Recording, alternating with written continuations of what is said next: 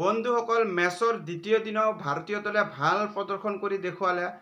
ভাৰতীয় দলে প্ৰথম দিনত যি ধৰণে দিনৰ শেষলৈ ভাল বেটিং কৰিছিল থাৰ্ড ছেশ্যনত, ঠিক তেনেদৰে প্ৰথম ছেশ্যনত দ্বিতীয় দিনত ভাৰতীয় দলৰ ষ্টাৰ্টিং ইমান এটা ভাল নাছিলে। ৰবীন্দ্ৰ জাদেজাই কম সময়তে আউট হৈছিল আৰু ভাৰতীয় দলে অৱশেষত ফাৰ্ষ্ট ইনিংছত 376 ৰান কৰিবলৈ সক্ষম হয়। তাৰ পৰিৱৰ্তে বাংলাদেশ দলে প্ৰথম ইনিংছ আৰম্ভ কৰি কেৱল মাত্ৰ 149 ৰানতেই অল উইকেট হৈ যায় আৰু ইয়াৰ মূলতেই ভাৰতীয় দলৰ বলাৰসকলে যি ধৰণে ডমিনেটিং বলিং কৰিছিল সেয়া ক্ৰেডিট দিব লাগিব।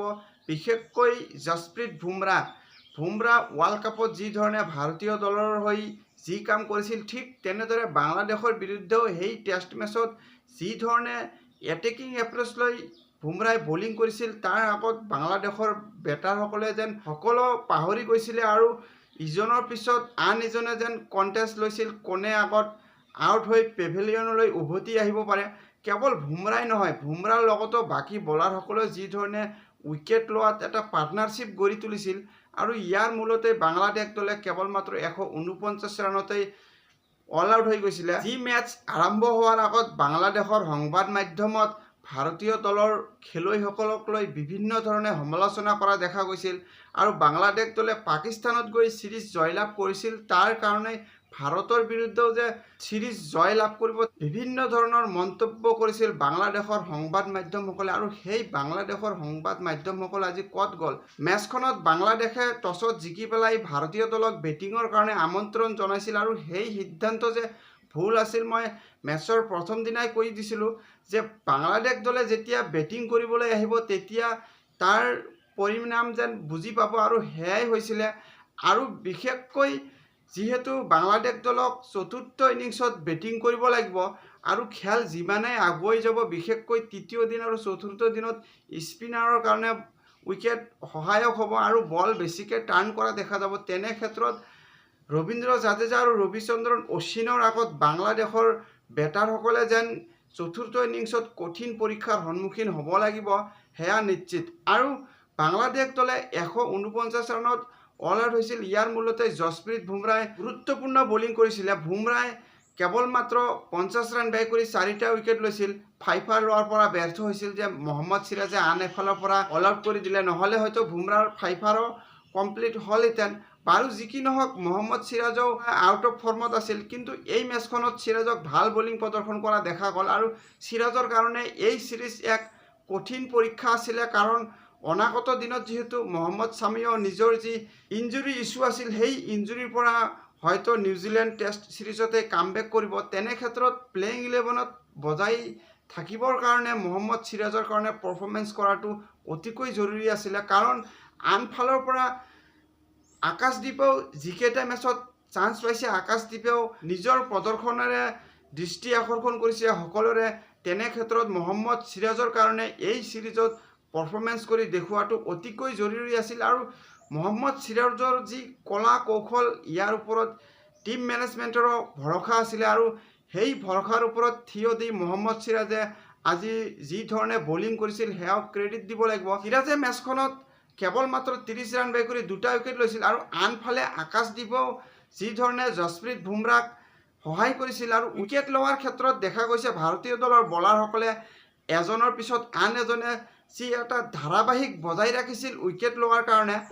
তেনে ক্ষেত্ৰত বাংলাদেশৰ বেটাৰসকলৰ প্লেন এ, বি, প্লেন চি যেন একোৱে কাম কৰা নাছিলে আৰু বাংলাদেশৰ বেটাৰসকলৰ ওপৰত যি ধৰণে প্ৰেছাৰ বজাই ৰাখিছিলে ভাৰতীয় দলৰ বলাৰসকলে, সেয়া আউটষ্টেণ্ডিং আছিলে। আৰু এই বলিং চাই এনে লাগিছিল যেন টেষ্ট মেচৰ যি এটা আনন্দ থাকে, সেই আনন্দ উপভোগ কৰিব পৰা গৈছিলে ভাৰতীয় দলৰ এই বলাৰসকলৰ বলিং চাই। বিশেষকৈ ফাষ্ট বলাৰসকলে যি ধৰণে চেন্নাইৰ পিটছতো বলিং কৰিছিল সেয়া ক্ৰেডিট দিব লাগিব। আৰু শেষলৈ ৰবীন্দ্ৰ জাদেজাই আহি যি ধৰণে ফাষ্ট বলাৰসকলক সহায় কৰিছিল আৰু জাদেজাই ওপৰজুপুৰি ভাল বলিং কৰি শেষলৈ কেৱল মাত্ৰ 19 ৰান ব্যয় কৰি 2টা উইকেট লৈছিল। আৰু ৰবিচন্দ্ৰন অশ্বিনে মেচখনত উইকেট পোৱা নাছিল যদিও ইকনমিকেল বলিং কৰি দেখুৱাই দিছিল যে এফালৰ পৰা যদিহে ইকনমিকেল বলিং কৰা যায়, আনফালৰ পৰা উইকেট লোৱাত বাকী বলাৰে যে সহায় পায় সেয়া ৰবিচন্দ্ৰন অশ্বিনেও দেখুৱাই দিলে। চাব গ'লে ভাৰতীয় দলৰ বলাৰসকলৰ এক ডমিনেটিং প্ৰদৰ্শন আছিল। বেটছমেনসকলে যিধৰণে জাডেজা আৰু আশ্বিনে মিলি ডাঙৰ এটা পাৰ্টনাৰশ্বিপ কৰি প্ৰথম ইনিংছত ভাৰতীয় দলৰ স্ক'ৰ আগুৱাই লৈ গৈছিল, ঠিক তেনেধৰণে বলিঙত আহি বলাৰসকলে যিধৰণে প্ৰদৰ্শন দেখুৱালে, ইয়াৰ পৰাই বুজিব পৰা যায় যে বাংলাদেশৰ বেটাৰসকলে যে দ্বিতীয় ইনিংছত আৰু অধিক কঠিন পৰীক্ষাৰ সন্মুখীন হ'ব লাগিব, এই বলিঙৰ দ্বাৰাই অনুমান কৰিব পৰা গৈছে। বাৰু যি কি নহওক, দিনৰ শেষলৈ ভাৰতীয় দলে প্ৰথম ইনিংছত 227 ৰানৰ অগ্ৰগতি লৈছিল যদিও দ্বিতীয় ইনিংছ ভাৰতীয় দলে আৰম্ভ কৰি 83 ৰান কৰিবলৈ সক্ষম হয়। যদিও বা ৰোহিত শৰ্মা আৰু জয়সৱালৰ উইকেট কম সময়তে হেৰুৱাইছিল, বিৰাট কোহলি আৰু শুভমান গিলে ভাল এটা পাৰ্টনাৰশ্বিপ কৰি আগুৱাই লৈ গৈছিল, কিন্তু দুৰ্ভাগ্যবশতঃ কিছু বিৰাট কোহলিয়ে ভুল এটা সিদ্ধান্তৰ কাৰণে আউট হৈ গৈছে, আৰু সেই সিদ্ধান্ত লৈ আউট আছিল নে নট আউট আছিল সেয়া বহু চৰ্চা চলিছে। যদিও দিনৰ শেষলৈ ভাৰতীয় দলে 308 ৰানৰ লিড ল'বলৈ সক্ষম হৈছে, আৰু দ্বিতীয় ইনিংছত ভাৰতীয় দলৰ হৈ শুভমান গিলে ভাল প্ৰদৰ্শন দেখুৱাইছে। দিনৰ শেষলৈ শুভমান গিলে 64টা বলৰ সন্মুখীন কৰি 33 ৰানত অপৰাজিত হৈ আছে। আৰু টেষ্ট ইনিংছ কেনেকৈ খেলিব লাগে আৰু প্ৰেছাৰ ছিচুৱেশ্যনত কি ধৰণে ইনিংছ বিল্ড কৰিব লাগে, শুভমান গিলে সেয়া আজি কৰি দেখুৱালে। যিহেতু প্ৰথমতেই জয়সৱাল আৰু ৰোহিত শৰ্মাৰ উইকেট হেৰুৱাইছিলে ভাৰতীয় দলে, তেনে সময়ত ক্ৰিজত সময় কটোৱাৰ অতিকৈ প্ৰয়োজন আছিলে, আৰু সেয়া শুভমান গিলে কৰি দেখুৱালে। আৰু গিলৰ লগতে শেষলৈ ঋষভ পান্ত 12 ৰানৰ স্ক'ৰত অপৰাজিত হৈ আছে। আৰু তৃতীয় দিনা ভাৰতীয় দলৰ এই দুই বেটাৰে কেনেধৰণে খেল আগুৱাই লৈ যায় সেয়া চাবলগীয়া বিষয় হ'ব।